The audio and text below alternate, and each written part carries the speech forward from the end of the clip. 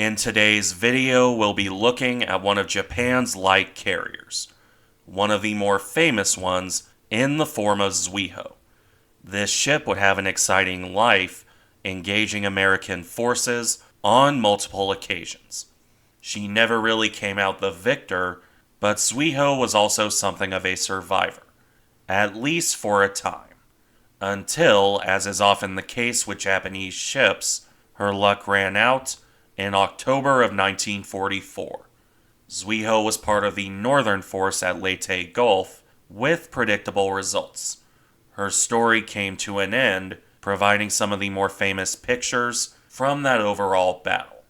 Nonetheless, in the lead up to that action, Zuiho gave good service that began with her conversion into an aircraft carrier.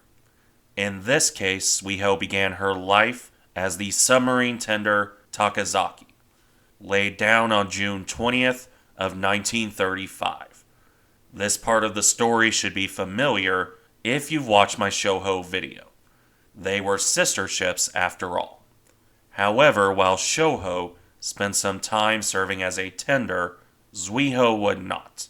The ship would be launched in the original design, still bearing the name Takazaki. That came on June 19th, 1936. And almost immediately after her keel touched the water, the conversion to an aircraft carrier would begin. As it turned out, this would be a fairly lengthy process, especially in comparison to Zuiho, which took about a year to convert. Takazaki would take about 4.5 years by means of comparison. The ship would finish her conversion on December 27th, 1940, only a couple weeks after she lost her original name. Takazaki became Zuiho on December 15th of 1940. For those curious, while Japanese is finicky on direct translation, that means either auspicious or fortunate phoenix, which, considering most of her service, I can't dispute being a fitting name. As for that service, it wouldn't be exciting right away. Zuiho hung around Japanese waters until late 1941, working up and training her crew. She actually became the flagship of the 3rd Carrier Division on September 30th, 1941. Not that this would mean excitement. Zuiho spent her time training off Formosa, modern Taiwan, in October. This only lasted for about a month, with Zuiho back in Japan by November 9th, 1941. Once there, she reverted to her role with the 3rd Carrier Division, remaining around Japan for the rest of the year, either in dock for refit or on training duty. This would include greeting the Kido Butai as they returned to Japan in mid-December, after a certain air raid on Pearl Harbor on December 7th, 1941. Because of this, Zuiho only sailed for her own combat duty in early 1942. So, with that in mind, I'll briefly touch on what the Japanese were working with, before we look at what Zuiho got up to in fighting the Pacific War. After her conversion completed in 1940, Zuiho was a small, but still capable aircraft carrier. Her displacement came out to 13,950 tons at her normal loading, on a length of 205.5 meters, or 674 feet, with a beam of 18.2 meters, or 59 feet. That was the overall size. The flight deck, for its part, came out to 180 meters, or 590 feet in length, with a width of 23 meters, or 75 feet. This was fitted with 2 centerline elevators. The hangar, meanwhile, was 120 meters, 406 feet long, and 18 meters wide. That size allowed for an air group of roughly 30 aircraft, generally consisting of a squadron of fighters and a squadron of torpedo bombers.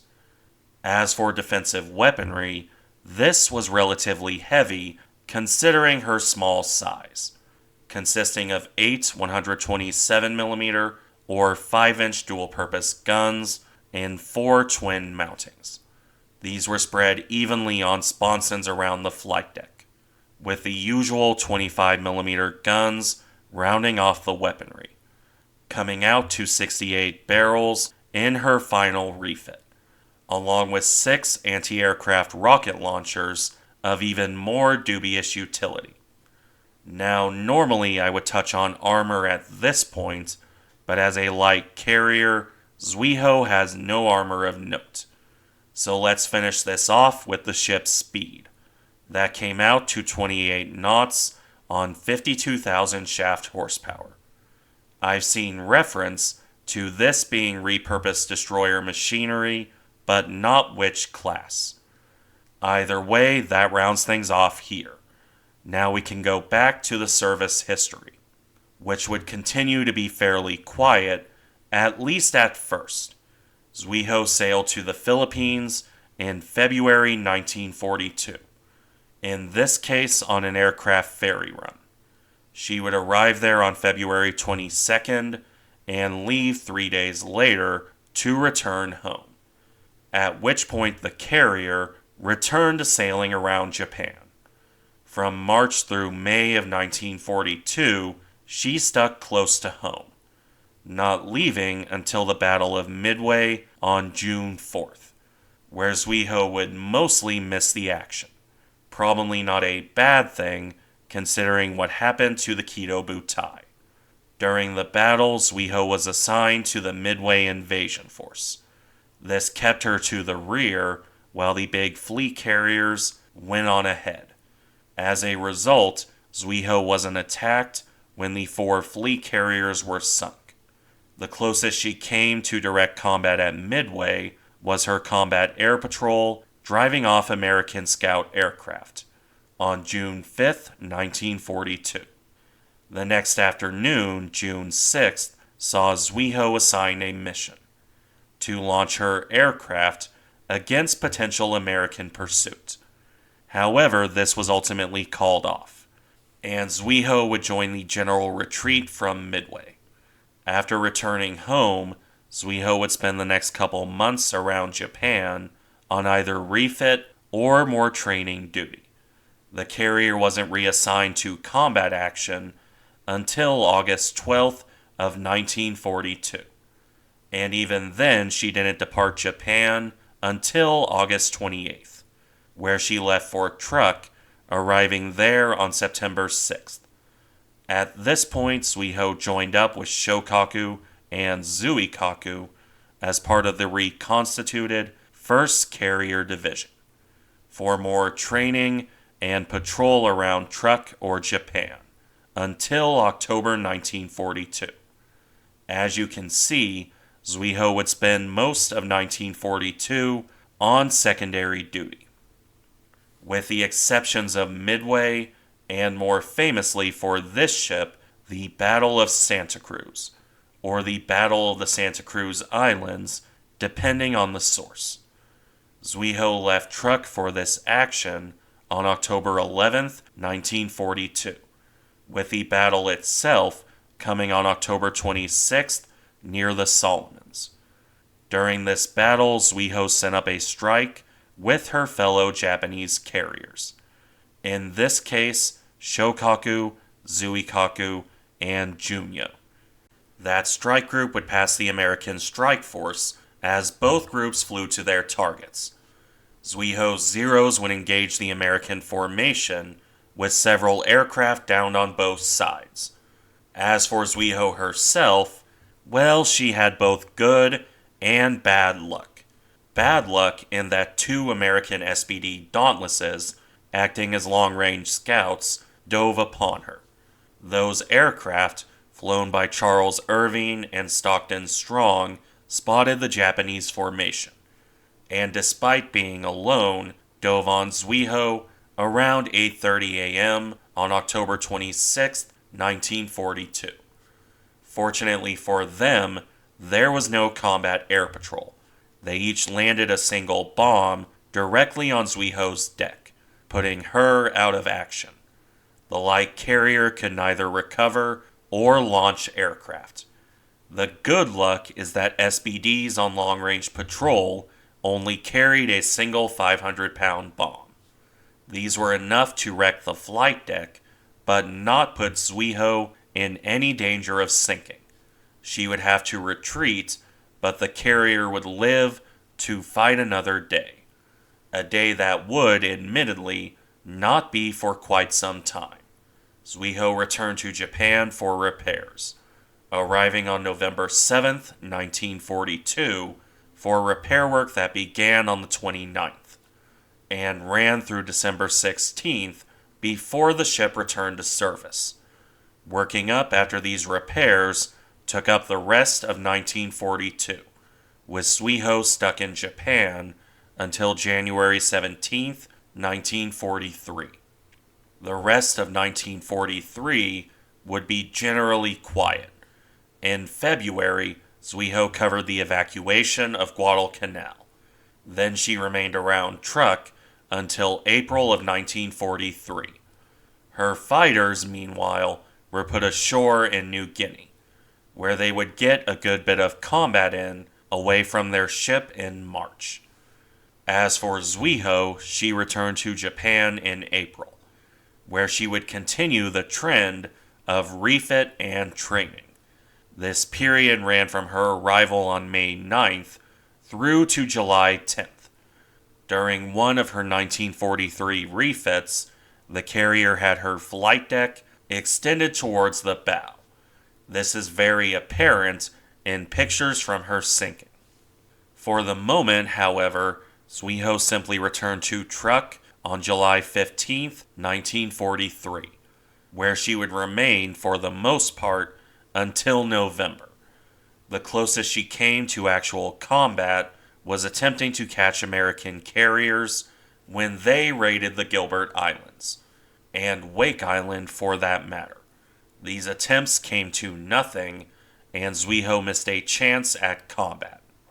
So, on November 30th, she left Truk to return home.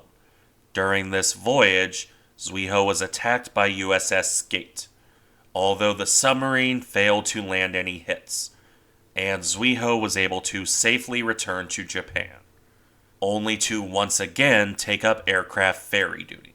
From December 1943 through May 1944, Zuiho bounced between Japanese island holdings.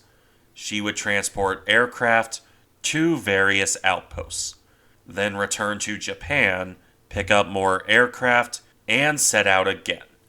This would be the pattern for her service, the odd refit aside, for early 1944. It only really changed in June with her third battle. On June 15, 1944, Zuiho joined up with the combined fleet for the Battle of the Philippine Sea, with the main portion of that battle coming on June 19, 1944, in what has since become known as the Marianas Turkey Shoot, where much of Japan's remaining offensive air power was torn to pieces. Zuiho's own luck continued to hold out, in that she once more evaded any damage and was able to withdraw, following American airstrikes on June 20th. For the rest of 1944, Zuiho alternated between transport runs and training a new air group, or attempting to at any rate. Unfortunately for her, the Japanese were quite short on trained naval aviators. As a result, Zuiho only had one battle left, her final one in October 1944.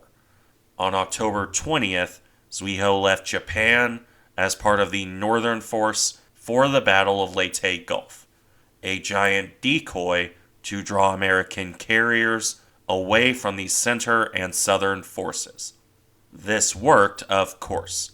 Halsey charged up to engage the Japanese, despite the 4 Japanese carriers and 2 hybrid battle carriers only having around 116 aircraft. Zuiho, for her part, had been repainted. Her flight deck had camouflage, intended to mimic a battleship. It's quite striking in pictures of the ship under attack. An attack that came on October 25th, 1944.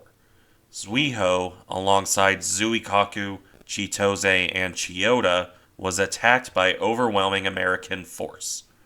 A single 500-pound bomb hit her stern deck. This lifted the rear elevator from its mounting and bulged the flight deck, while also starting fires, and a list to port. While Zuiho wasn't attacked in the second wave, this changed in the third wave. A torpedo hit her bow directly beneath the compass bridge. 2 small bombs also hit the ship, along with fragments from near misses, potentially over 60 of them. This caused severe flooding in the machinery spaces, limiting her speed to 12 knots. Ultimately, Zuiho came to a halt around 2:45 p.m., with a 13-degree list to starboard. A fourth wave didn't land any more hits, but 10 more near misses caused more flooding. By 3 p.m., the list was 23 degrees to starboard. The order went out to abandon ship, with Zuiho slipping under the waves. 6 officers and 208 men went down with the ship, while 58 officers and 701 sailors were rescued from the water. A surprisingly high survivor count, thanks largely to the destroyer escort Kuwa and the battle carrier Issei. Here, Zuiho's story came to an end. The Lucky Phoenix's luck finally ran out. Thank you for watching. Remember to like, comment, and subscribe if you enjoy the content, and I'll see you in the next one.